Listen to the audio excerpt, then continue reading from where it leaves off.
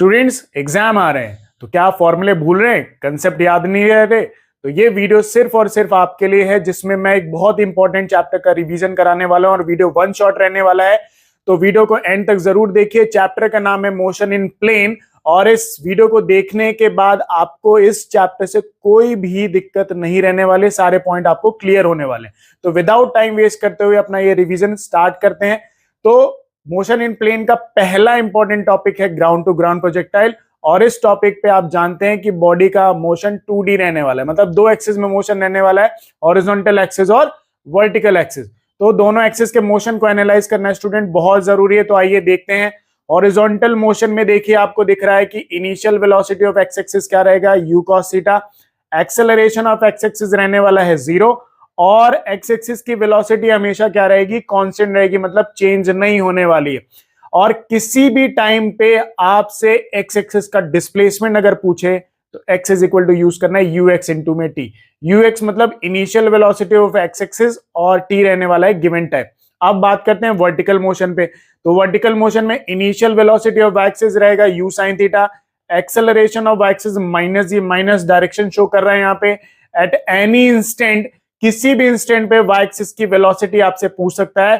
तो y axis की velocity अगर निकालनी है तो u sin theta minus gt use करना है। The displacement an any time t, y axis का आपसे किसी भी गिवन टाइम पे अगर डिस्प्लेसमेंट पूछता है तो y is equal to u sin theta minus half gt square use करना है आपको, ये इक्वेशन यूज करनी है। चलिए नेक्स्ट बात करते हैं पैरामीटर्स। बहुत इंपॉर्टेंट पैरामीटर्स है। पहला है time of flight. Time of flight मतलब बॉडी कितनी देर हवा में रही, या फिर जब आपने उसको प्रोजेक्ट किया वापस ग्राउंड तक आने में उसको कितना टाइम लगा, उसको बोलते हैं टाइम ऑफ फ्लाइट। और फॉर्मूला होता है t is equal to 2u sin theta by g। फिर उसके बाद time of ascent is equal to time of descent. ये दोनों टाइम एक दूसरे के इक्वल होते हैं। इन दोनों का मतलब होता है कि जब आपने बॉडी को प्रोजेक्ट किया और बॉडी वापस मैक्सिमम हाइट पे पहुंची तो इसको बोलते हैं जो टाइम लगा time of accent. Maximum height से ग्राउंड तक आने पे जो टाइम लगता है उसको बोलते हैं टाइम ऑफ डिसेंट, और दोनों का वैल्यू होता है u sin थीटा बाय जी, जो कि 2u sin थीटा बाय जी का हाफ होते हैं। ठीक है, चलिए फिर एक कंडीशन दी है, थीटा अप्रोक्सीमेट 90 डिग्री पे टाइम ऑफ फ्लाइट क्या हो सकता है, तो 2u बाय जी अप्रोक्सीमेट 90 डिग्री पे। फिर नेक्स्ट पैरामीटर है मैक्सिमम हाइट। मैक्सिमम हाइट में अगर आपको निकालनी है तो फॉर्मूला याद रखना है u square sine square theta by 2g।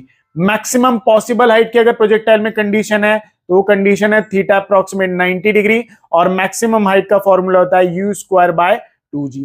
Next parameter की बात करें तो हॉरिजॉन्टल रेंज। हॉरिजॉन्टल रेंज का मतलब है जब आप किसी बॉडी को प्रोजेक्ट करते हैं तो एक्स एक्सिस में उसने कितना डिस्टेंस कवर किया ग्राउंड तक पहुंचने में। तो यहाँ पे रेंज का फॉर्मूला होता है u square sine 2 theta by g. Maximum range की कंडीशन अगर बोली गई है तो मैक्सिमम रेंज आती है बॉडी की theta is equal to 45 degree पे, और मैक्सिमम रेंज का फॉर्मूला होता है u स्क्वायर बाय जी।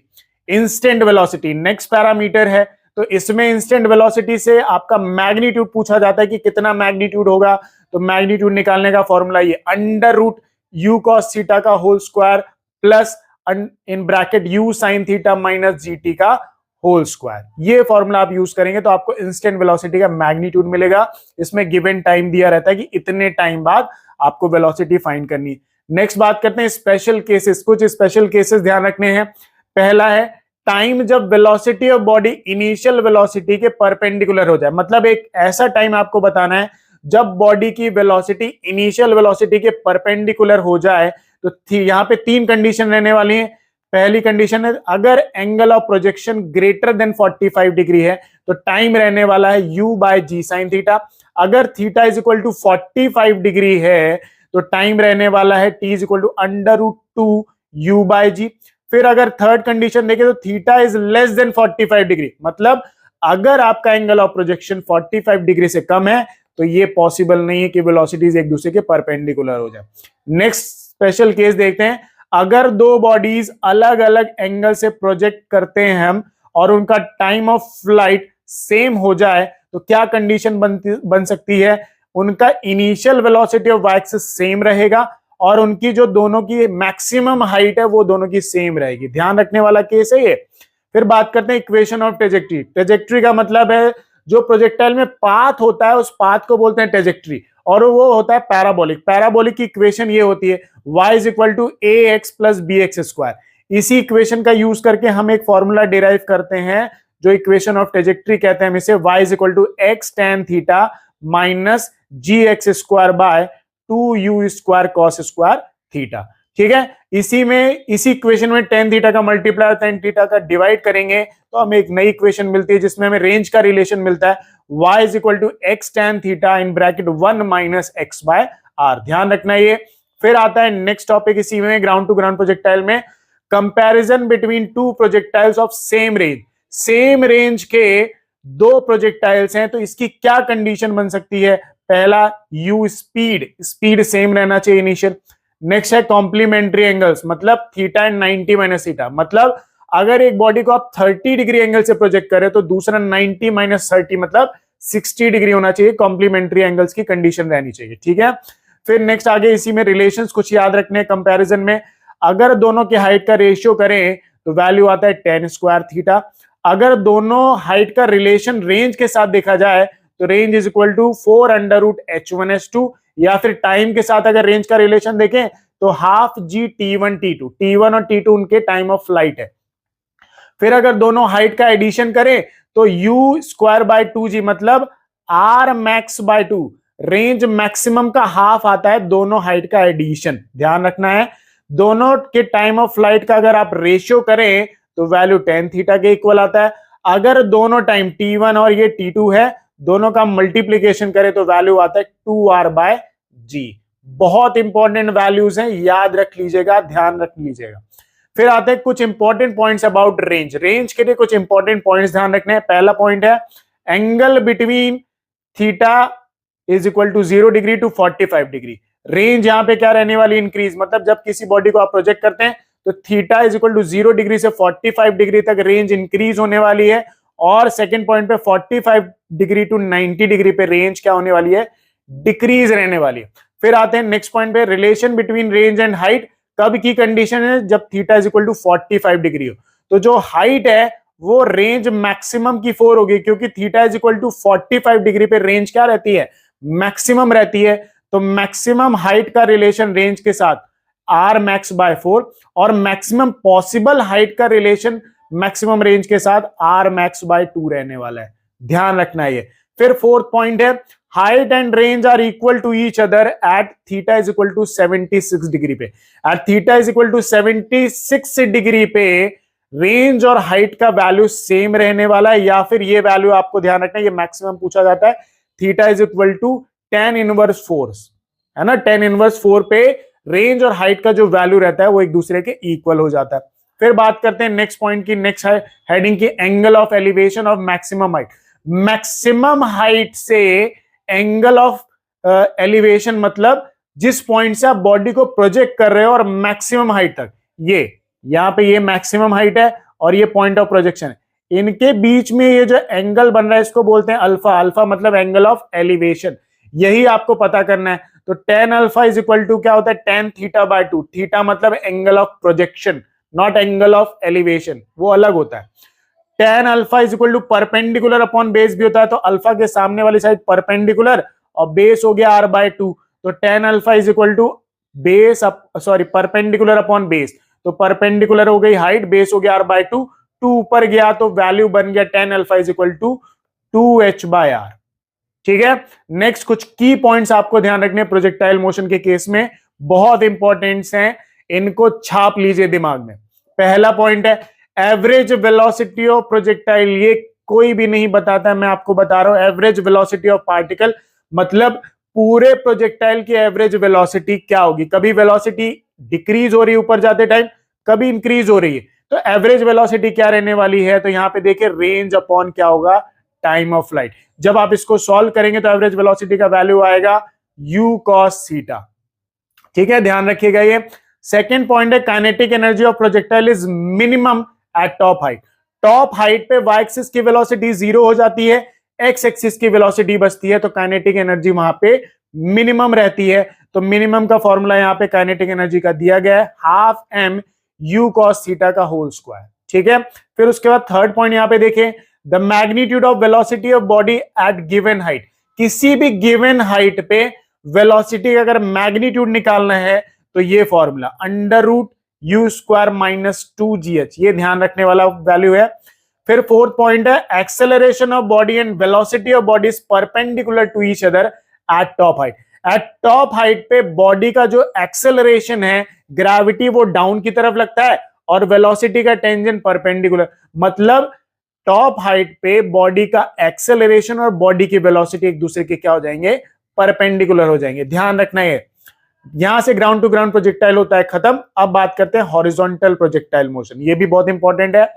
यहां पे क्या होता है कि आप बॉडी को किसी h हाइट पे एक इनिशियल वेलोसिटी जो x एक्सिस की तरफ है उससे प्रोजेक्ट करते हो u से, तो बॉडी सीधा जाती है और ये ग्राउंड पे लैंड करती है। तो ये जो है दिख रहा है आपको, ये हॉरिजॉन्टल एक्सिस रेंज हो गया, है ना। तो यहाँ पे भी दोनों एक्सिस में मोशन हो रहा है, x एक्सिस और y एक्सिस में। तो हॉरिजॉन्टल मोशन देख लें तो ux initial velocity of x axis u रहने वाला है, एक्सेलरेशन ऑफ x एक्सिस 0 रहने वाला है। वर्टिकल मोशन में initial velocity of y axis 0 रहेगा, क्योंकि आप हॉरिजॉन्टली प्रोजेक्ट कर रहे हैं तो y एक्सिस की वेलोसिटी 0 रहेगी, एक्सेलरेशन रहेगा y एक्सिस का यहाँ पे g। ठीक है, नेक्स्ट इसमें भी पैरामीटर्स देख लेते हैं। पहला है time of flight. Time of flight अगर निकालना है कि बॉडी को कितनी देर लगी ग्राउंड तक पहुंचने में, तो अंडर रूट 2h बाई जी। दूसरा है हॉरिजॉन्टल रेंज। रेंज निकालनी है तो आपको initial velocity of x axis और टाइम ऑफ फ्लाइट को मल्टीप्लाई कर देना है तो आपको वैल्यू मिलेगा। थर्ड है फाइनल वेलोसिटी निकालनी, तो फाइनल वेलोसिटी का केस मैग्नीट्यूड निकालना है तो under root u square plus 2gh। और अगर थीटा निकालना है कि कितना एंगल बना रही है वेलोसिटी हॉरिजॉन्टल एक्सिस के साथ, तो ये formula tan theta is equal to under root 2gh by u. फिर उसके बाद इंस्टेंट वेलोसिटी की बात की जाए जिसमें आपको टाइम गिवन रहेगा, तो वेलोसिटी निकालनी है, वेलोसिटी का मैग्नीट्यूड, तो ये formula under root u square plus g square t square. इसका भी एंगल निकालना है कि हॉरिजॉन्टल के साथ इंस्टेंट वेलोसिटी कितना एंगल बना रही है, तो tan theta is equal to g t by u. ठीक है, next parameter equation of trajectory. तो यहाँ पे इक्वेशन ऑफ ट्रेजेक्ट्री आता है y is equal to g x square by 2u square. अगर आपसे डिस्प्लेसमेंट पूछ लें कि पार्टिकल का डिस्प्लेसमेंट किसी भी गिवन टाइम पे बताओ, तो ये फॉर्मूला यूज करना है, is equal to under root u square t square plus half g t square का होल स्क्वायर। ये यूज करना है आपको, जिससे आपको डिस्प्लेसमेंट मिलेगा किसी भी गिवन टाइम का। ठीक है, चलिए ये हॉरिजॉन्टल का केस हो गया। अब नेक्स्ट बढ़ते हैं ऑब्लिक प्रोजेक्टाइल मोशन में। तो ये ऑब्लिक प्रोजेक्टाइल मोशन देखिए, ऑब्लिक प्रोजेक्टाइल मोशन में दो केस बनते हैं। पहला केस देखिए कि जिसमें आप किसी हाइट से बॉडी को एंगल थीटा से ऊपर की तरफ प्रोजेक्ट कर रहे हैं, और सेकंड केस में आप देखेंगे कि आप एंगल थीटा से ही बॉडी को नीचे की तरफ प्रोजेक्ट कर रहे हैं। तो पहले केस में अगर टाइम ऑफ फ्लाइट देखेंगे तो ये फॉर्मूला कोई नहीं बताता है, मैं आपको बता रहा हूं, सब बताएंगे कि आप क्वाड्रेटिक इक्वेशन वगैरह यूज करके निकालिए, बट मैं आपको यहाँ पे ये फॉर्मूला बता रहा हूं, t is equal to u sine theta plus under root u square sine square theta plus 2gh by g. ये फॉर्मूला कब यूज करना है, जब आप किसी हाइट से बॉडी को हॉरिजॉन्टल एक्सिस से किसी एंगल पे ऊपर की तरफ प्रोजेक्ट करते हैं, तब ये फॉर्मूला यूज करना है। नेक्स्ट है रेंज निकालनी है, तो ux इंटू टी, मतलब x एक्सिस की इनिशियल वेलोसिटी और टाइम ऑफ फ्लाइट का मल्टीप्लाई कर देना है तो आपको रेंज मिलेगी। फाइनल वेलोसिटी निकालनी है, उसका मैग्नीट्यूड तो under root u square plus 2gh रहेगा। नेक्स्ट आता है टाइम ऑफ फ्लाइट, जब बॉडी को आप एंगल थीटा से नीचे की तरफ प्रोजेक्ट करते हो, तो दोनों फॉर्मूले में सिमिलैरिटी है, बस यहाँ पे माइनस आ जाएगा, ध्यान रखना है। रेंज का फॉर्मूला भी सेम रहने वाला है, वेलोसिटी का फॉर्मूला भी सेम रहने वाला है। ठीक है, ये आता है ऑब्लिक प्रोजेक्टाइल मोशन आपका यहाँ पे एंड। नेक्स्ट आता है rain man problem. Rain man problem में अगर रेन ग्राउंड की तरफ गिरे तो आपको रेन की वेलोसिटी मैन के रिस्पेक्ट में निकालनी है, तो velocity of rain with respect to man is equal to velocity of rain with respect to ground minus velocity of man with respect to ground. ये फॉर्मूला यूज करना होता है। अम्ब्रेला का एंगल फाइंड करना है कि कितने डिग्री एंगल पे अम्ब्रेला ओपन होगा, तो tan theta is equal to perpendicular upon base use करना है आपको ये फॉर्मूला। नेक्स्ट आते हैं रिवर स्विमर प्रॉब्लम में। रिवर स्विमर बहुत इंपॉर्टेंट प्रॉब्लम है, बहुत ज्यादा क्वेश्चन पूछे जाते हैं, तो इसके पैरामीटर्स में यहाँ पे देखिए आपको पूछा गया है पहला कि time taken to cross the river, कितना टाइम लगेगा स्विमर को रिवर को क्रॉस करने में, तो time is equal to width of river upon velocity of person with respect to river का कॉस थीटा वाला कंपोनेंट, ये यूज करना है। Minimum time to cross the river, कितना टाइम मिनिमम लगेगा स्विमर को रिवर क्रॉस करने में, तो कंडीशन है theta is equal to 0 degree पे। जब 0 डिग्री पे मोशन होगा तभी वो मिनिमम टाइम लगेगा, तो मिनिमम टाइम है width of river upon velocity of person with respect to river. Drift distance मतलब जब आप रिवर पे स्विम करते हो तो रिवर अपनी वेलोसिटी से आपको कुछ डिस्टेंस ड्रिफ्ट करा देती है हॉरिजॉन्टल एक्सिस में, तो वो ड्रिफ्ट डिस्टेंस अगर फाइंड करना है तो velocity of person with respect velocity of river minus velocity of person with respect to river sine theta वाला component multiply width of river upon velocity of person with respect to river cos theta. ये formula आपको बहुत important ध्यान रखने वाला है, noted formula है ना, ये फॉर्मूला याद रखना है। फिर special condition about drift, drift की कुछ स्पेशल कंडीशंस आपको ध्यान रखनी है। पहला है condition to be drift zero. Drift zero कब कब हो सकती है, जब वेलोसिटी ऑफ रिवर और velocity of person with respect to river sine theta वाला कंपोनेंट एक दूसरे के इक्वल हो जाए दोनों वेलोसिटीज, तब पर्सन का ड्रिफ्ट जीरो हो जाएगा। दूसरी कंडीशन है जब साइन थीटा का value velocity of river upon velocity of person with respect to river, मतलब इसमें आपको थीटा का वैल्यू मिलेगा कि कितने एंगल से पर्सन स्विम करे ताकि उसका ड्रिफ्ट जीरो रहे, तो ये फॉर्मूला यूज करना है। Third condition velocity of river less than और equal to velocity of person with respect to river रहना चाहिए, तब ये ड्रिफ्ट जीरो बनते हैं। फिर नेक्स्ट है यहाँ पे if velocity of river is greater than velocity of person with respect to river, तो ड्रिफ्ट जीरो नहीं होगी। मतलब अगर स्विमर की वेलोसिटी रिवर के रिस्पेक्ट में कम है तो ड्रिफ्ट कभी भी जीरो नहीं होगा, वो रिवर आपको ड्रिफ्ट करा ही देगी। फिर third condition, condition of minimum drift, अगर ड्रिफ्ट होता है तो मिनिमम ड्रिफ्ट की कंडीशन क्या है कि थीटा का value sine inverse in bracket velocity of person with respect to river upon velocity of river, इतने एंगल से जब मोशन करेगा या स्विम करेगा पर्सन तो मिनिमम ड्रिफ्ट बनती है, वैल्यू आपको ध्यान रखना है। फिर आता है रिलेटिव मोशन का केस, जिसमें आपको ध्यान रखना है यहाँ पे एक डायरेक्शन दिया है कि लेफ्ट साइड को आपको नेगेटिव लेना है और राइट साइड को लेना है आपको positive.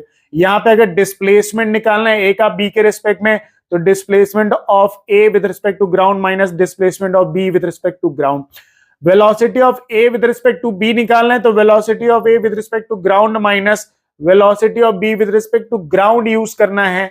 Acceleration of A with respect to B निकालना है तो acceleration of A with respect to ground minus acceleration of B with respect to ground, ये यूज करना है। फिर उसके बाद आता है condition of collision on relative motion under gravity. जब आप किसी बॉडी, दो बॉडीज को प्रोजेक्ट करते हो तो ग्रेविटी उनको खींचती है नीचे की तरफ, तो इस केस में कब कब कोलिजन की कंडीशंस बनती है दोनों बॉडीज की हवा में, वो देखना है।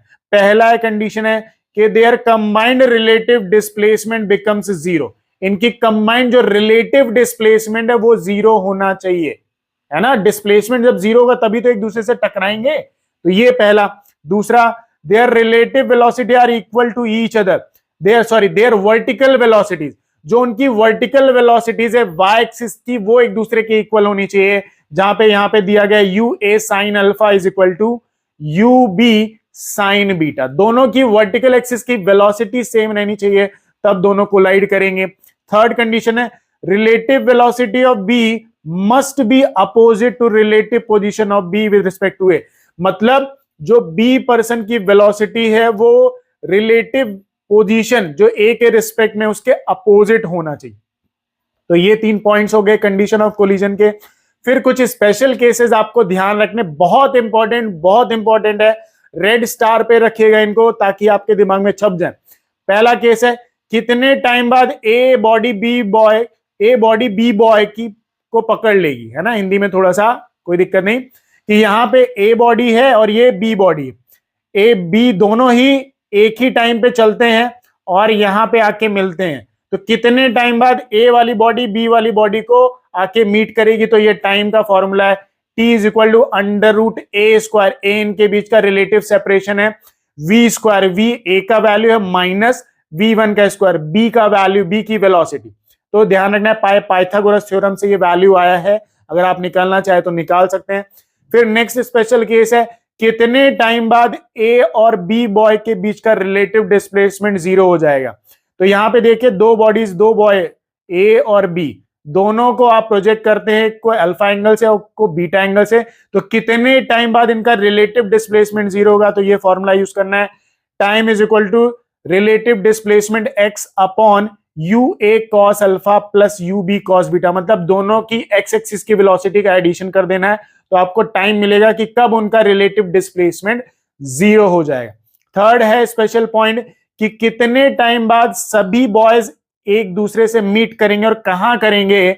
अगर सब एक दूसरे की तरफ सेम स्पीड से मोशन कर रहे हैं। तो देखिए यहां पे ए बॉय बी बॉय की तरफ जा रहा है, बी बॉय सी बॉय की तरफ जा रहा है, सी बॉय ए बॉय की तरफ जा रहा है, सबकी स्पीड सेम है, सबके बीच का रिलेटिव डिस्प्लेसमेंट सेम है, डी आपको दिख रहा है। तो आपको टाइम निकालने का फॉर्मूला ये यूज करना है, time is equal to d by v plus v cos theta. इस फॉर्मूले का यूज करेंगे तो आपको टाइम मिलेगा। और ध्यान रखना है कि ये सारे बॉयज कहां पे मीट करेंगे? सेंटर पे मीट करेंगे। तो यहां पे ये मोशन इन प्लेन चैप्टर का रिवीजन एंड होता है। वीडियो अच्छा लगा हो, नेक्स्ट वीडियो के लिए लाइक करिए, कमेंट करिए। Thank you so much.